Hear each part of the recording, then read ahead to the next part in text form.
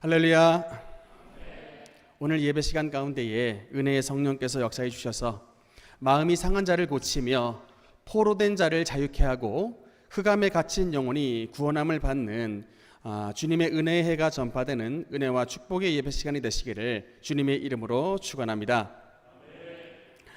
안타깝게도 코로나 확진의 갑작스러운 증가로 인해서 다음 주부터 다시 비대면 예배를 드리게 됐습니다.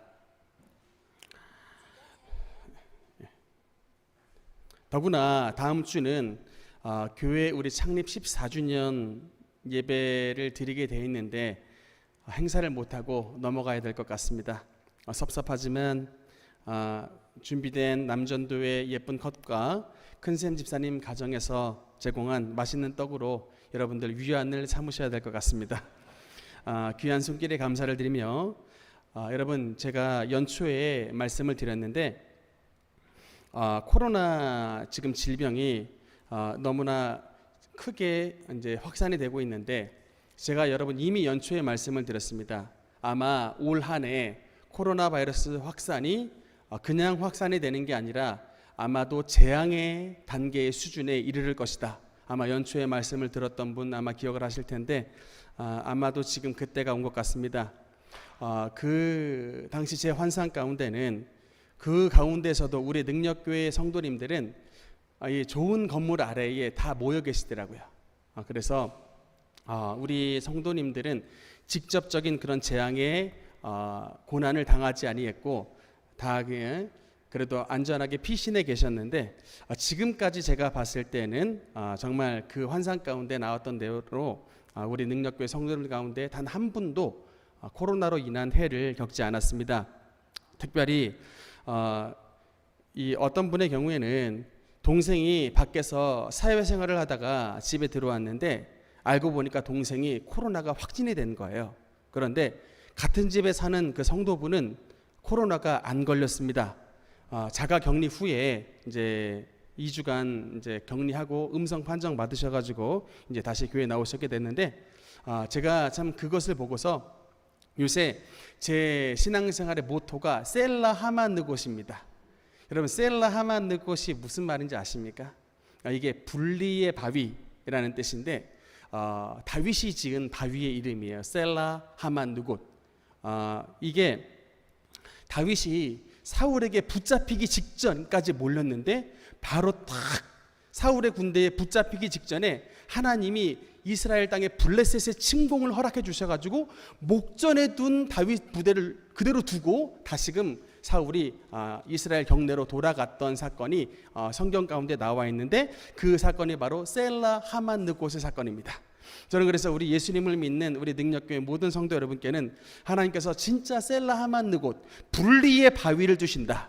아무리 이 질병의 바이러스가 우리 주변을 막 덤벼든다 할지라도 하나님께서 보호의 셀라 하만느곳을 주셨고, 여러분 뿐만 아니라 우리 그 능력교회 주변에 지금 우리 능력교회를 괴롭히려고 얼마나 많은 사람들이 지금 구청에다가 막 민원을 제기해가지고 수많은 이 공무원들이 막 시도 때도 없이 나와가지고 우리를 힘들게 하는 굉장한 어려움을 많이 겪었습니다. 여러분들 아마 잘 모르실 거예요. 그런데 진짜 하나님이 그 가운데 마치 여러분 다윗이 사울에게 진짜 붙잡히게 바로 직전까지 갔다가 하나님께서 그 분리의 바위를 통해서 이 다윗을 건져내 주셨던 것처럼 우리도 정말 하나님께서 극적으로 하나님의 분리의 바위인 셀라 하만느곳의 이 역사를 통해 이 민원 넣는 개들이 우리 교회를 해하지 못하게 막으셨던 역사를 몇 번이고 경험을 했습니다.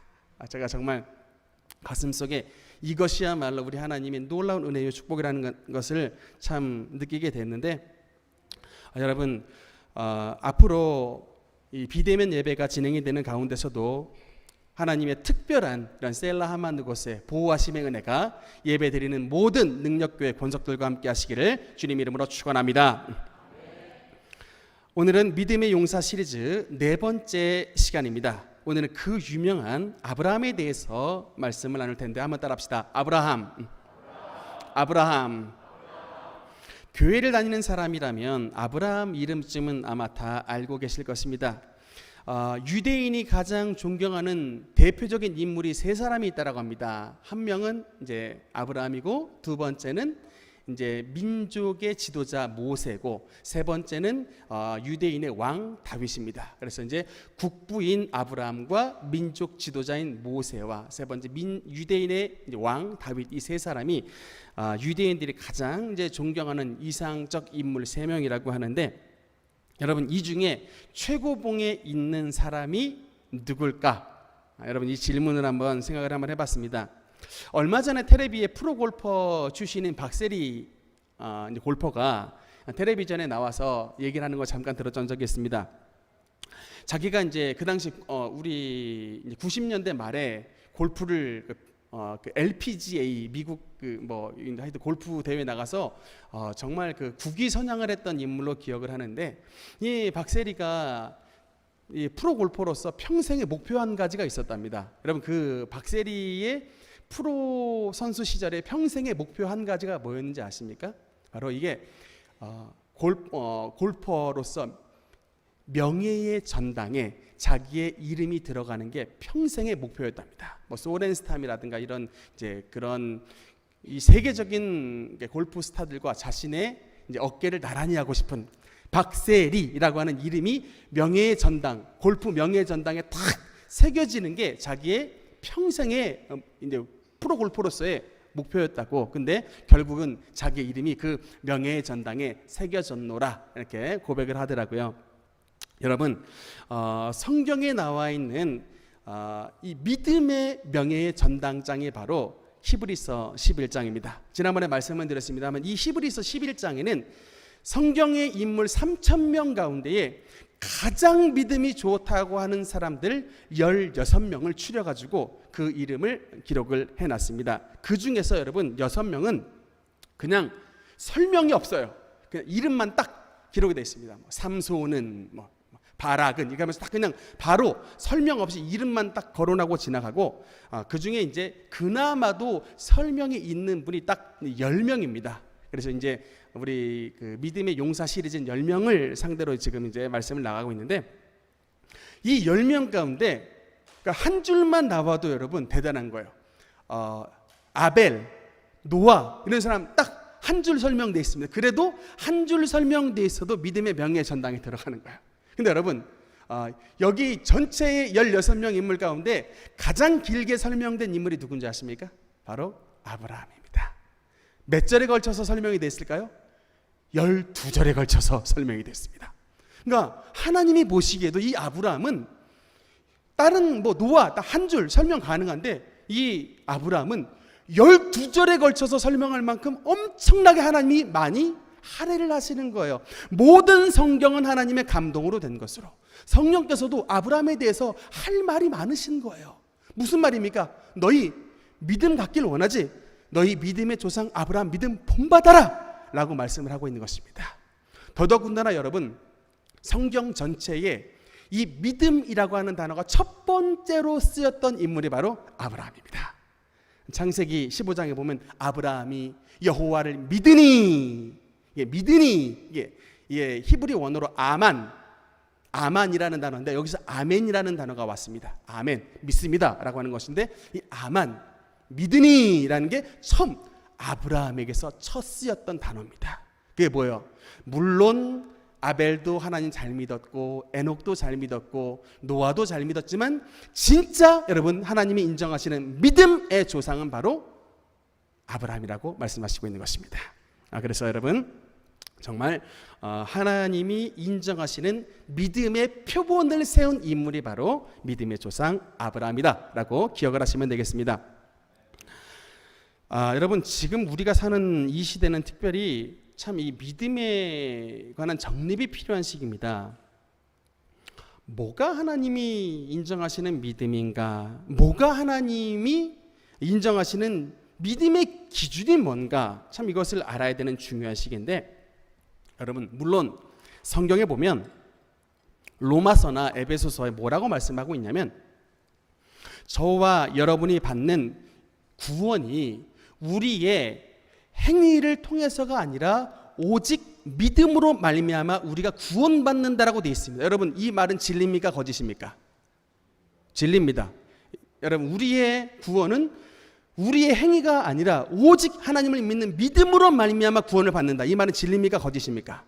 진리입니다. 근데 그래서 여러분, 진짜 우리의 구원이 주님의 은혜 없이 나의 노력과 나의 열심과 어떤 나의 고행으로 내가 구원을 받는다라고 주장하는 건 세상 종교입니다. 세상 종교는 그렇게 가르치지만 우리 예수님을 믿는 기독교는 절대로 그렇게 가르치고 있지 않습니다. 그래서 오직 주 예수 그리스도의 은혜로 십자가를 지신 예수 그리스도의 은혜로 말미암아 우리가 구원받는다. 이거는 이제 분명한 사실이고 진리인데, 그런데 문제가 많은 기독교인들이 이 부분을 오해를 해가지고 어떻게 이제 오해를 하냐면, 그래, 내가 이제 예수 그리스도를 믿었으니, 진짜 예수님을 하나님의 아들로 믿었으니 나는 이제 천국 들어가는 천국행 티켓은 따놓은 당상이다. 나는 이제 앞으로 무조건 천국 간다. 그러니 앞으로 내가 이 세상에 살아갈 때 어떻게 살아가도 나는 주님의 자녀인 것이 변함이 없고 나는 반드시 세상 끝날에 구원받는다. 이제 이렇게 믿고서 여러분, 세상에 나가서 술 마시고 향락에 쩔어서 그야말로 개판 5분 전으로 사는 그런 크리스천들이 얼마나 여러분 많이 있나 모릅니다. 근데 그런데도 불구하고 말해보면 자기는 목소리가 얼마나 크나 몰라요. 자기는 끝까지 구원받는다라고, 자기는 분명히 천국 간다고 막 확신을 하고 막 얘기를 해요. 참 어떤 면으로 봤을 때 그분들의 확신이 조금 부럽기도 하다라는 생각을 할 때도 있습니다만, 진짜 궁금한 게 어떤 근거로 인해서 그렇게 확신 있게 얘기를 하는가 참 궁금합니다. 여러분, 중요한 거는 구원은 내 확신으로 구원받는 게 아니라 예수님이 여러분을 확신하셔야 구원받는 것입니다. 내가 천국 간다고 내가 확신하여 구원받는 게 아니고 예수님이 여러분의 믿음을 진짜 금과 같은 정금과 같은 믿음이구나라고 천국의 주인공으로 인정해줘야 구원받지, 내 확신으로 구원받는 게 아니라는 사실을 믿으시기 바랍니다. 여러분, 그래서 진짜 복음된 가짜금 그런 게 아니라 순금과 같은 믿음을 가진 자, 여러분의 이름이 하나님 나라의 생명록책에 기록이 되고 여러분의 생명이 끝나는 날까지 그 이름이 생명록책에 흐려지거나 지워지지 아니하는 사람이 하나님 나라에 들어가는 천국의 상속자가 된다는 사실을 깨닫고, 여러분, 주님 앞에 가는 그날까지 하나님 앞에 믿음의 경주를 쉬는 자가 아니라 아브라함처럼 하나님 앞에 가는 그날까지 믿음으로 승리하시는 우리 모든 능력의 권속들 되시기를 주님 이름으로 축원합니다.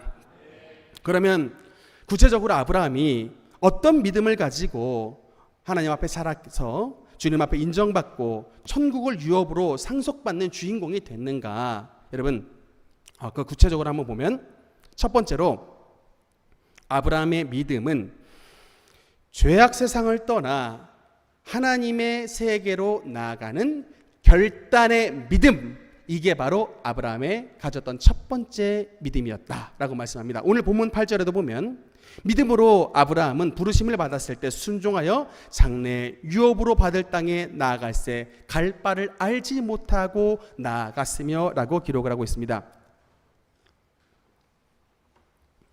여러분, 아브라함이 옛날에 살았던 도시의 이름이 혹시 무엇인지 아십니까? 갈대아 우르라고 하는 땅에 아브라함이 살았었는데, 여러분, 이 우르라고 하는 도시는 고대의 수메르라고 하는 이 문명의 수도였습니다. 여러분, 함무라비 법전 들어보셨죠? 이게 바로 이제 수메르 문명의 유물인데, 그 수메르 문명의 캐피탈 수도가 바로 우르였습니다.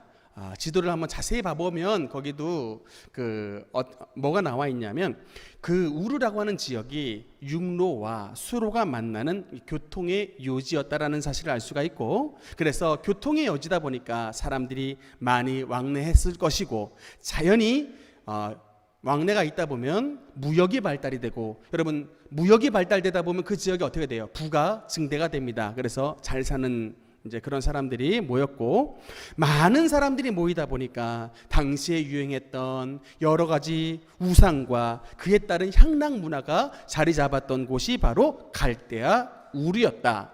여호수아 24장에 보면 너희 조상 아브라함의 아버지 나홀의 아버지 데라가 강 저쪽에 거주하여 다른 신을 섬겼다라고 말씀이 나와 있습니다.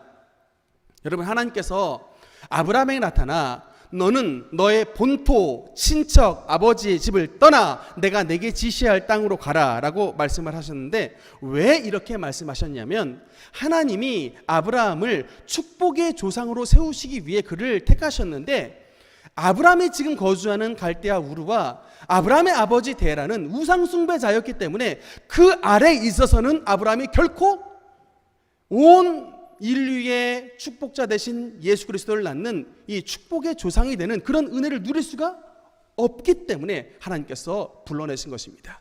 여러분, 하나님과 우상은 결단코 같이 있을 수 없습니다. 항상 강조하는 바이지만 10계명의 제1계명은 너는 나 외에는 다른 신들을 내게 입게 말지니라 라고 말합니다. 제2계명은 뭡니까? 너를 위하여 새긴 우상을 만들지 말고 위로 하늘에 있는 것이나 아래로 땅에 있는 것이나 땅 아래 물속에 있는 것에 어떤 형상이든지 만들지 말고 그것들에게 절하지 말고 그것들을 섬기지도 말라라고 말씀하셨습니다. 하나님은 이렇게 긴 말씀을 통해 절대로 하나님 외에는 다른 신을 가까이 두지 못하도록 우리에게 엄히 명령하신 것인데, 왜냐하면 이런 모든 우상 숭배는 하나님의 축복이 아닌 이런 귀신의 저주의 출발점이 되기 때문입니다.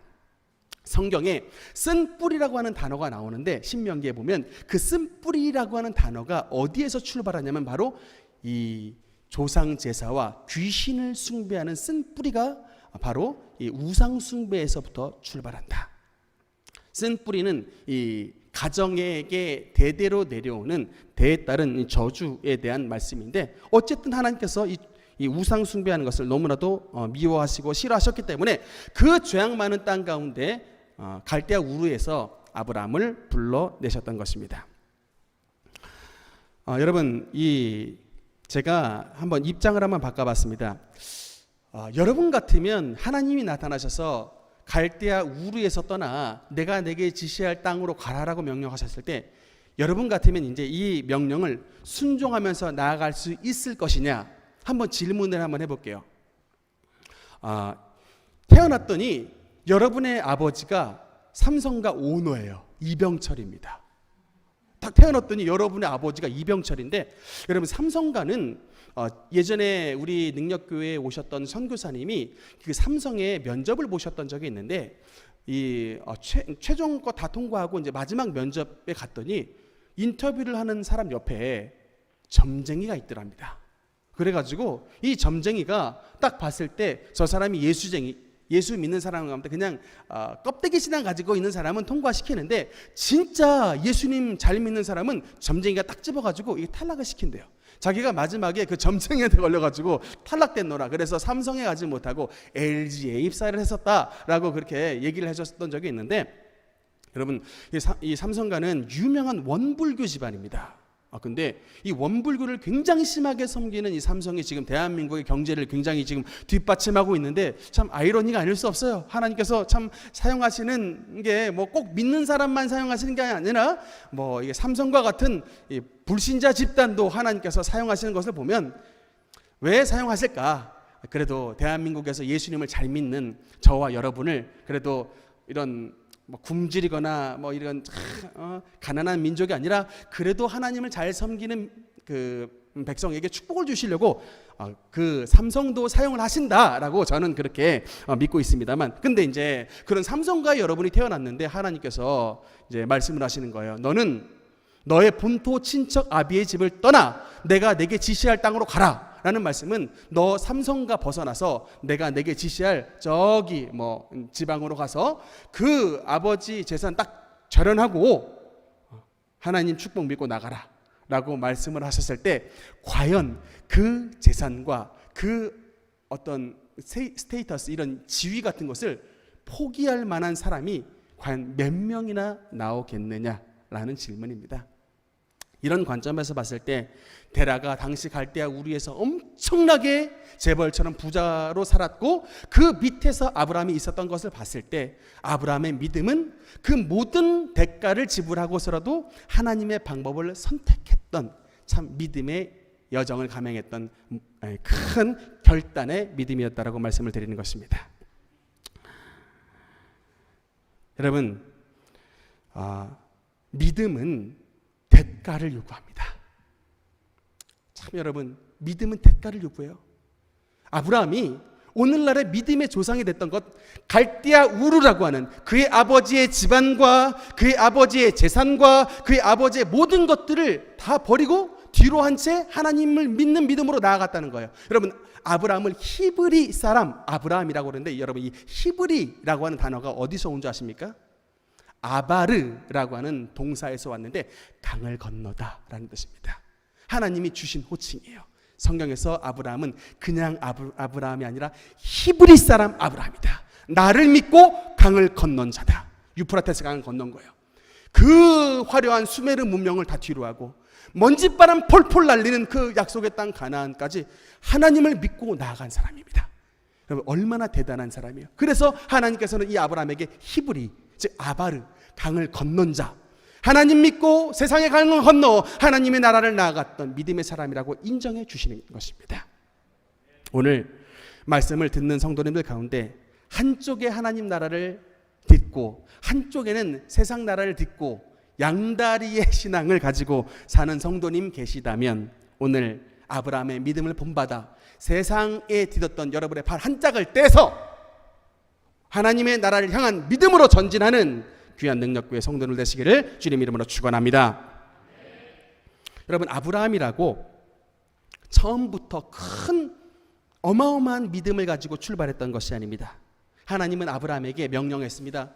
너는 너의 고향, 너의 본토, 친척, 아버지의 집을 떠나 내가 내게 지시할 땅으로 가라라고 말씀하셨는데, 이때 아브라함이 이 말씀을 듣고 본토와 아버지의 집은 떠났는데 하나 달고 간 게 있어요.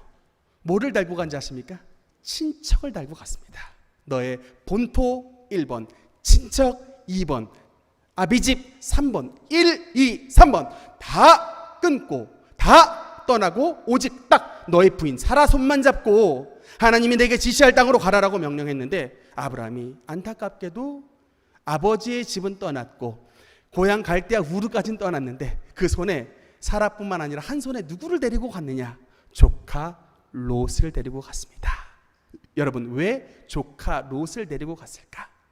이 조카 롯은 아브라함의 동생 하란의 아들인데 하란이 젊어서 갈대아 우르 땅에서 죽었습니다. 그래서 그냥 조카만 남았어요.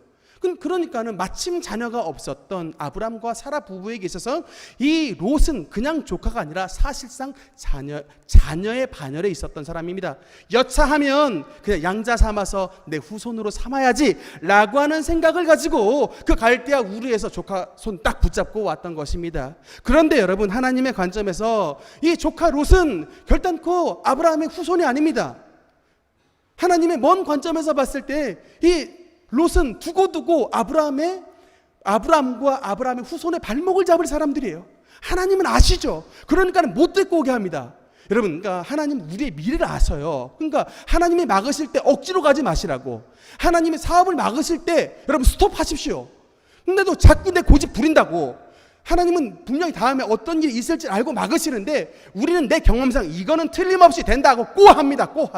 여러분, 이 시간이 하나님의 이 지혜를 물어볼 때고 내 경험을 의지하지 말아야 될 텐데, 희한하게 인간들은 자기의 경험과 자기의 방법을 의지합니다. 아브라함도 똑같아요. 믿음의 조상이지만 출발할 때는 자신의 경험을, 자신의 어떤 계획을 내려놓지 못했습니다. 왜냐? 나이가 75세예요. 나이가. 그러니 여차하면 아기 못 낳을 수 있습니다. 그러니 그래도 퇴로는 마련해야지. 여러분, 이게 아브라함이 가졌던 연약한 믿음이었습니다. 하나님이 약속의 땅 가나안에 도착했는데 약속의 땅에 도착하자마자 얼마 안 있어서 기근을 보냅니다. 여러분, 약속의 땅에 아브라함이 도착했는데 하나님이 왜 기근을 보내시냐고요. 천지 만물을 주관하신 하나님이 깨달으라는 거예요. 너 순종하기는 했는데 아직 불순물이 껴있다. 아브라함, 정신 차려. 내가 지금 너에게 뭘 원하니? 라고 말씀하시는데 영이 아직 귀가 어두워요.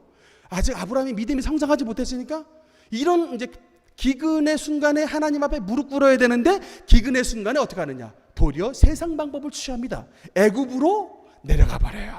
여러분, 애굽으로 성경에 보면 애굽에 갔다가 아닙니다. 애굽에 내려갔다라는 말씀이 나와요. 예루살렘은 올라갔다 표현이 됩니다. 애굽은 내려가는 거예요. 애굽이 뭡니까? 세상 나라입니다. 바로가 다스리는 하나님의 이 율법을 전혀 무시하는 하나님을 경외하지 않는 나라에 살 길을 찾으러 갔더니 결국에는 그 애굽 땅에 들어갔을 때 큰 2차의 또 환란을 겪었다. 자기의 아내 사라를 뭐라고 바꿉니까? 누이라고 불러달라라고 이렇게 얘기를 하는데 참 사라 참 속도 없어요. 여러분 같으면 여러분 남편이 위기당했다고 이제부터 나 여보 부르지 말고 오빠 불러라고 하면 과연 몇 명이나 남아 있을까라고 생각했을 때 사라는 참 예뻤지만 또 마음도 착했던 사람임에 분명합니다. 여러분, 그 탈무드에 보면 재밌는 얘기가 있어요.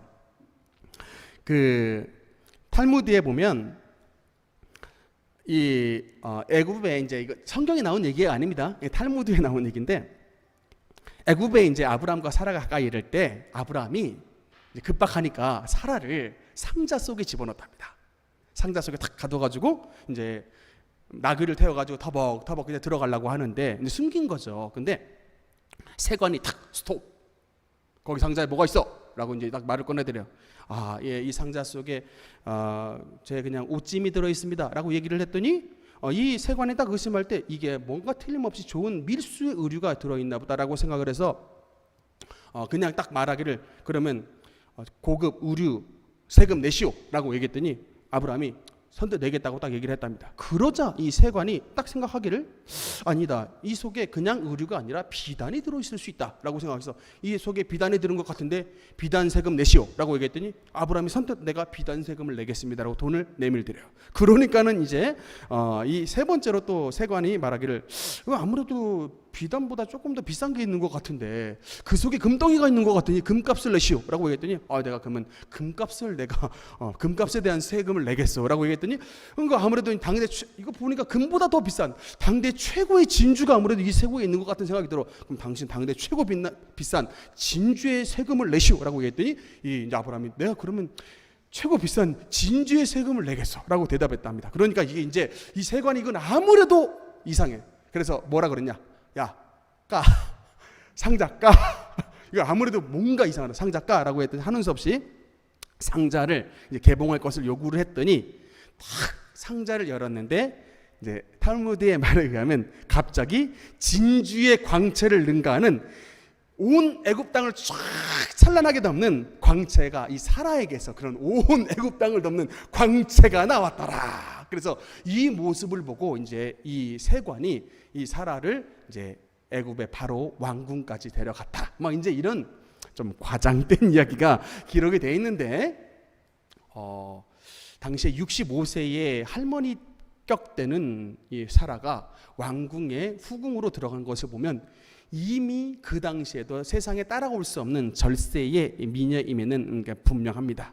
그래서 아브라함이 너무 예쁜 여자를 데리고 살아가지고 이게 항상 좀 고민의 위치에 있었는데 여러분 하나님께서 진짜 하나님을 믿고 약속의 땅을 따라왔던 이 아브라함에게 왜 이런 환난을 주셨겠어요?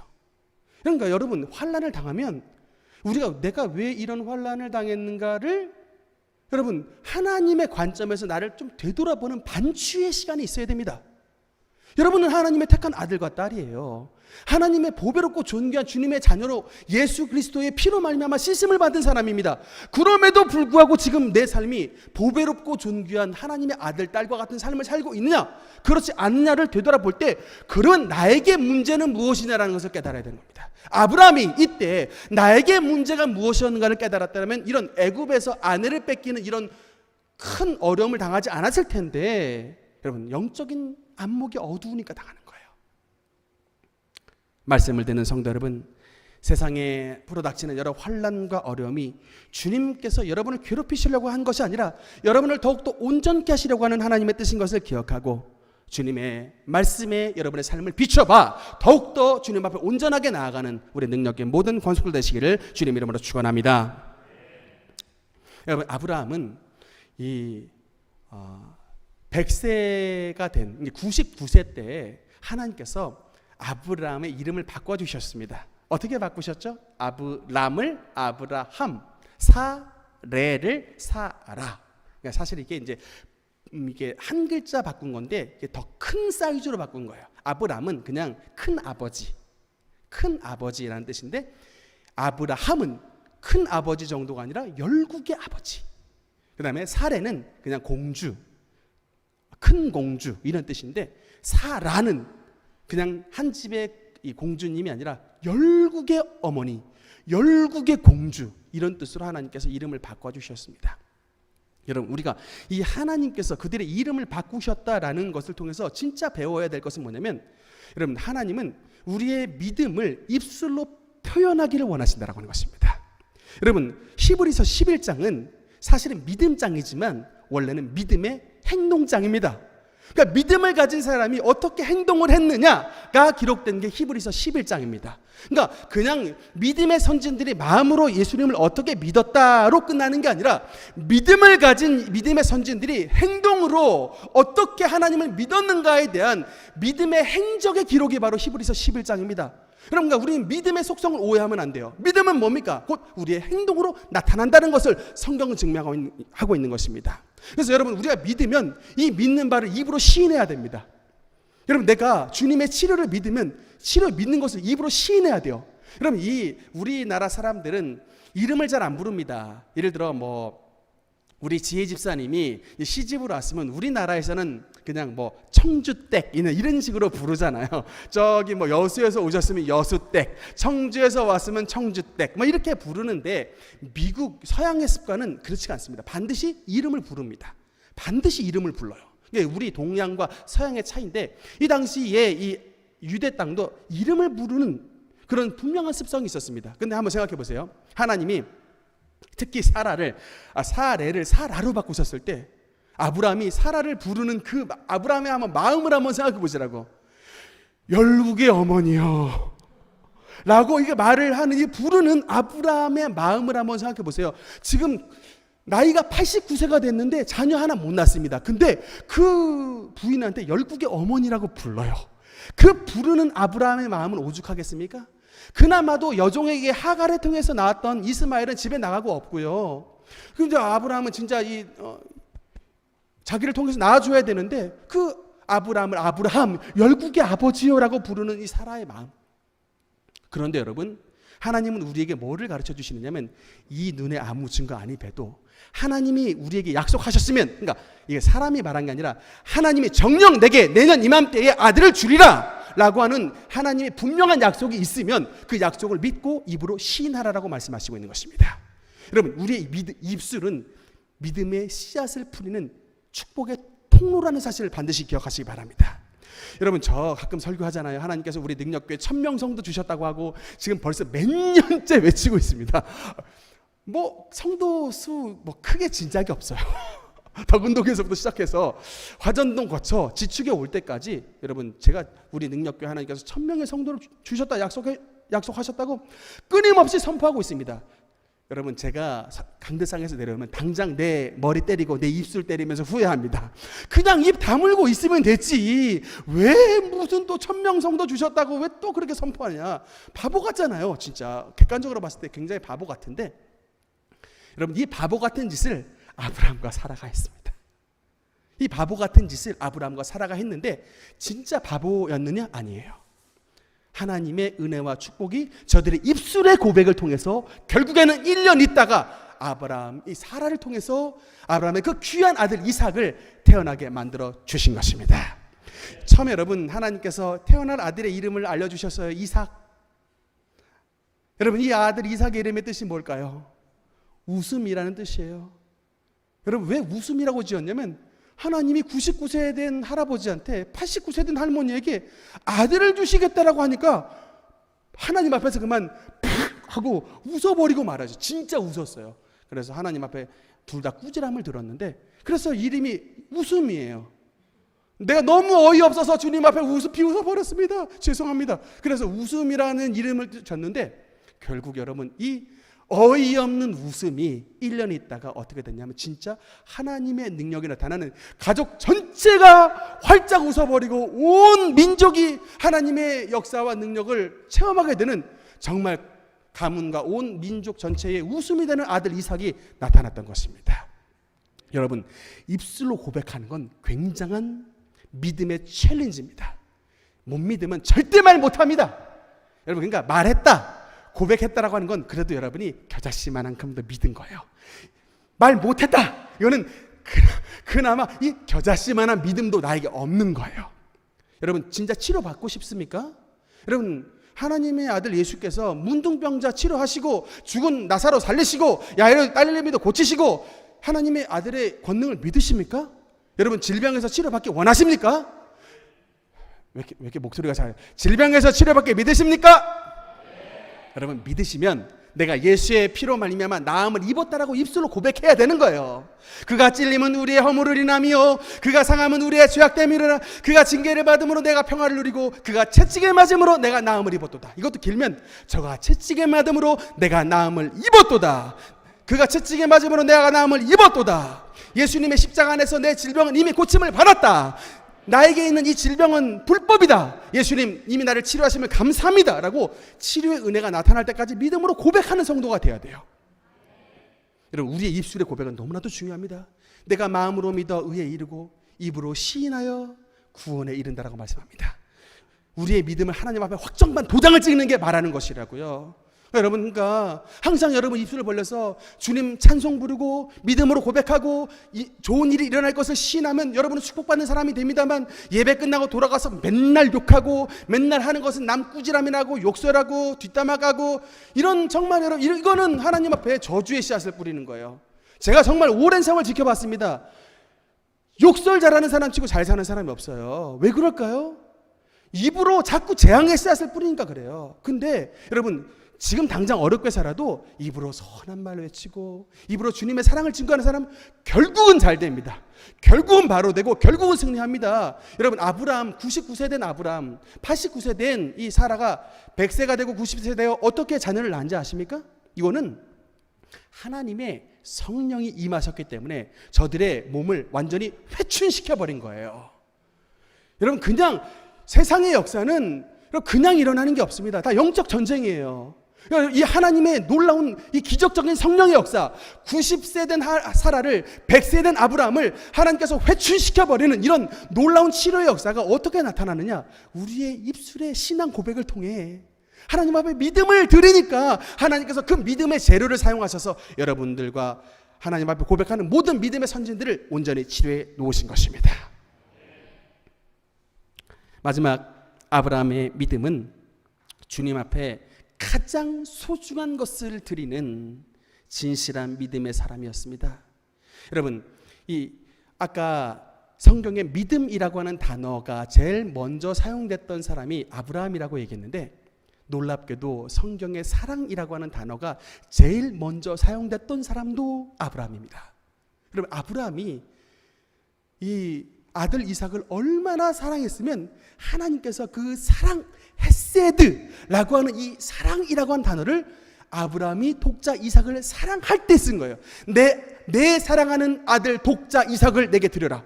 여러분, 하나님은 뭘 아신 거예요? 아브라함이 사랑할 수 있는 모든 것의 총화가 바로 아들 이삭이라는 것을 하나님도 아셨습니다. 그런데 그 아시는 하나님이 너의 독자, 내 사랑하는 아들 이삭을 나에게 바치라 라고 명령했을 때, 여러분, 아브라함은 다른 기록이 나오지 않아요.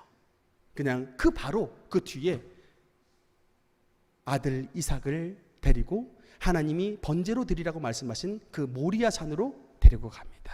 그리고 그 모리아 산 여호와 이레의 제단에서 아브라함이 독자 이삭을 하나님 앞에 드리려고 마음먹고 칼을 빼들어 내리치려고 하는 순간까지 하나님은 기다리셨다가 내리치려고 하는 순간에 하나님께서 막으셨습니다. 이렇게까지 안 막으셨다가 이 순간에 막으셨어요. 이 순간, 여러분, 이 장면을 네덜란드의 천재 화가인 렘블란트가 독자 이삭을 드린 아브라함이라고 하는 이 그림에서 이 순간을 포착하여 그렸습니다. 거기에는 천사가 아브라함의 칼 잡은 것을 탁 쳐버려요. 못 찌르게 탁 쳐버리는 그림이 렘브란트의 그림이 있는데, 여러분 뭘 나타내고자 할까요? 아브라함이 이렇게 했다라는 것은 이미 아브라함의 독자 이삭을 하나님 앞에 드렸다. 그 말은 뭡니까? 아브라함이 하나님을 사랑하는데 얼마만큼 사랑했느냐? 자신의 모든 생명보다 더욱더 귀한 독자 이삭을 하나님 앞에 드리기까지 사랑했다라고 말하는 것입니다. 하나님을 더욱더 사랑했다. 물론 이런 시험들은 저와 여러분에게 주지 않습니다. 우리는 아마 그 시험 받으면 다 도망갈 거예요. 하나님 차라리 날 죽이세요 그러지. 아니면 그냥 자식 저기 뒤로 빼돌려가지고 하나님 안 보여진데 숨어 지내라고 그냥 어디 빼돌려 버리고 말지, 이렇게 드릴 사람 우리 교회 사람들 가운데 없습니다. 아브라함이니까 그 시험을 주신 거예요. 그러나 아브라함은 그렇게 하나님을 그렇게 사랑했다.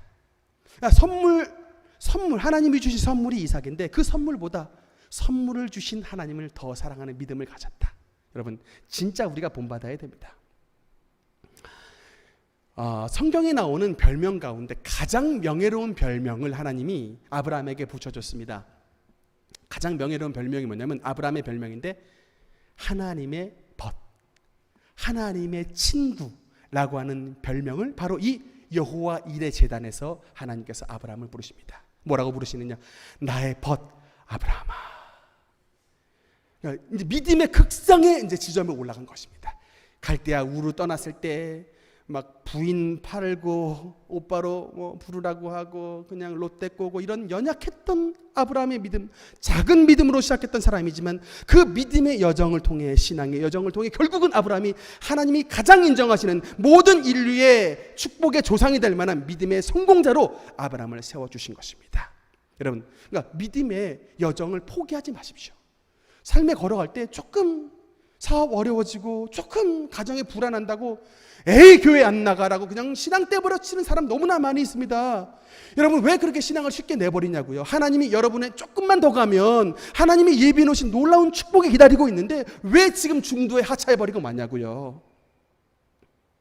끝까지 견뎠던 아브라함, 결국은 하나님이 인정하시는, 여러분 하나님은 창조주이시고 아브라함은 피조물입니다. 어디 피조물이 창조주와 친구가 될 수가 있어요. 그런데도 불구하고 하나님은 아브라함을 나의 친구라고 부릅니다. 왜 그럴까요? 친구는 가장 마음을 깊숙이 이해하는 사람이 친구인데 아브라함이 바로 이 하나님의 마음을 이해해버렸어요. 뭡니까? 이 하나님의 마음이 뭡니까? 아브라함아, 너 독자 이삭을 들었을 때 마음이 너무나 아팠지. 그래, 너의 그 마음 아팠던 것처럼 내가 이 세상에 죄 많은 인류를 구원하기 위해 사랑하는 나의 독자 예수를 이 땅에 보내는 그 슬픈 마음이, 그 아픔이 나에게 있는데 너가 나의 마음을 이해해 주었구나. 여러분, 이 하나님 아버지의 마음을 아브라함이 아들 독자 이삭을 드림으로 말미암아 하나님 아버지의 마음을 이해했기 때문에 하나님께서 아브라함에게 내 친구, 나의 벗, 나의 사랑하는 내 친구라고 주님께서 그를 높여주신 것입니다. 사랑하는 성도 여러분, 하나님께서 우리의 믿음의 진실됨을 우리의 가장 소중한 것을 드리는 것으로 주님께서는 저와 여러분을 판단하십니다. 저도 참 지금에서 돌이켜보면 하나님 은혜가 너무나 감사한데 그 시절에는 몰랐습니다. 여러분, 당장에 여러분의 자녀가 법대에 갔어요. 여러분의 자녀가 법대에 갔는데 그 법대에 간 자녀가 갑자기 목사가 되겠대요. 그러면 여러분 그 목사가 되겠다고 하는 자녀 그냥 박수 치면서 잘 가라고 그렇게 얘기를 해주실 분 많이 계십니까? 아마 제 앞에서는 아멘 할 수 있지만 여러분의 자녀가 의사가 됐는데 의대에 갔는데 의대 안 가고 그냥 의대 졸업하자마자 그냥 목사 하겠다고 하시면 아마 쌍지팽이 들고 말리는 분들이 아마 대다수일 거예요. 여러분, 저도 사실은 별것 아니지만 지금 와서 보면 이 아브라함의 독자 이삭 드린 것과 비교가 되겠습니까만은 그래도 그 당시에 저로서는 이게 제가 가지고 있었던 가장 귀한 것이었습니다. 아시다시피 제가 공부를 잘했던 사람도 아니고 좀 좋은 대학 가보겠다고 그냥 막 맨날 이 갈고 공부했는데 겨우겨우 법대 들어가서 이제 좀 어떻게 꿈 좀 이뤄보는가. 그런데다 제가 1학년 1학기 때 과에서 1등을 했었거든요. 그래서 이제 뭔가 이제 앞길이 열리는구나. 나도 진짜 내 이름 앞자에 나를 수식하는 목사 말고 사자 하나 묻는구나. 뭔가 이게 뭐 잘하면 뭐 판사 또는 검사, 변호사, 목사 말고 이런 사자 묻는구나라고 속으로 참 기대를 했는데 갑자기 하나님께서 느닷없이 너는 그 길을 가지 말고 나의 종이 되라라고 말씀하셨는데 그때 이것을 버리기가 너무나 어려웠습니다. 한 10개월을 싸웠어요. 아브라함이 마치 애굽에 갔듯이 저도 하나님하고 막 영적 전쟁을 벌였습니다. 안 합니다.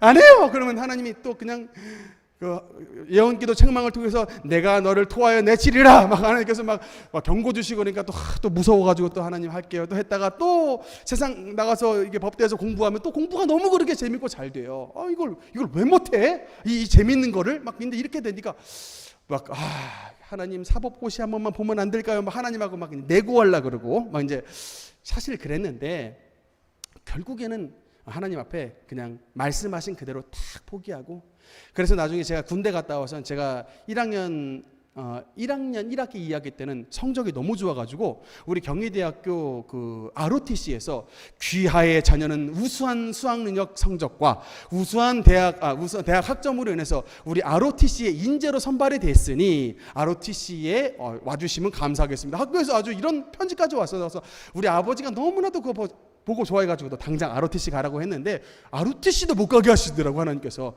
넌 그냥 일반 병으로 가라고. 그래서 그냥 병으로 가라고 했으니 병으로 갔습니다만 그 모든 인도함을 다 받았어요. 그냥 순종했습니다. 그 순종의 결과 하나님께서 그래도 오늘날 이 40대 초반에 이렇게 그냥 건축 3번 하고 하나님의 성전도 건축 아름답게 짓는 나름대로 참 하나님의 축복을 받은 주의 종이 되지 않았는가 여러분 제가 생각을 하고 있습니다. 그러니까 제가 이 말씀을 드리는 건 여러분도 하나님의 속성을 좀 기억하시라고요. 하나님이 여러분의 요구하시는 것은 하나님이 그것을 받아서 그냥 주님께서 그냥 뺏어가시려고 하는 것이 아니라 여러분이 드린 그 어떤 것보다 더욱더 큰 하나님의 축복과 선물이 예비되어 있음을 그 사인을 통해서 아시라고요.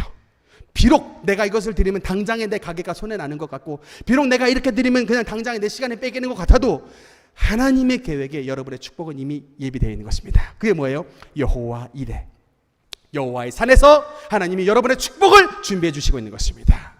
아브라함은 자식 독자 이삭을 주님 앞에 드렸지만 하나님이 준비하신 것은 독자 이삭이 아니라 하나님의 아들 예수 그리스도의 제물을 준비하신 것입니다.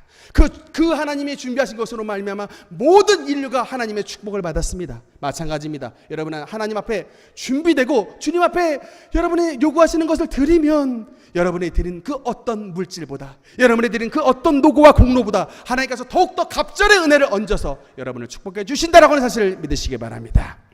우리 아브라함이 주님 앞에 가졌던 이 믿음을 본받으시기 바랍니다. 정말 말세지 말에 믿음이 떨어지는 시기입니다. 이 정말로 개판 5분 전 같은 그런 신앙생활하고도 내가 당당히 믿음이 있다라고 말하는 시대가 여러분 오늘날의 이 시대입니다만 하나님은 그런 시대에 우리 입을 다물고 하나님 앞에 인정받았던 진짜 믿음이 뭔지를 아브라함을 통해서 보여주고 있는 것입니다. 아브라함의 믿음은 하나님께서 요구하셨을 때 죄악 세상을 벗어버리는 결단에 있는 믿음이었습니다. 여러분 아브라함의 믿음은 하나님께서 요구하셨을 때 정말로 내 이 눈에 아무 증거 아니 뵈지만 믿음으로 입으로 시인하는 이런 큰 믿음을 가졌던 사람이었습니다. 아브라함의 믿음은 하나님 앞에 독자 이삭을 바치라고 하는 주님의 요구가 있었을 때 그 어떤 사랑하는 것보다 주님 앞에 자신의 가장 귀한 것을 드리는 진정한 드림의 믿음을 가지고 있는 사람이었던 것입니다. 우리 능력교회 모든 성도름 하나님 앞에 드렸던 이 믿음으로 성공했던 아브라함처럼 주님 앞에 우리의 모든 삶을 드려 저와 여러분 믿음이 아브라함의 믿음처럼 인정받고 천국의 상속자들 되는 놀라운 축복의 주인공들 되시기를 주님 이름으로 축원합니다. 기도하시겠습니다.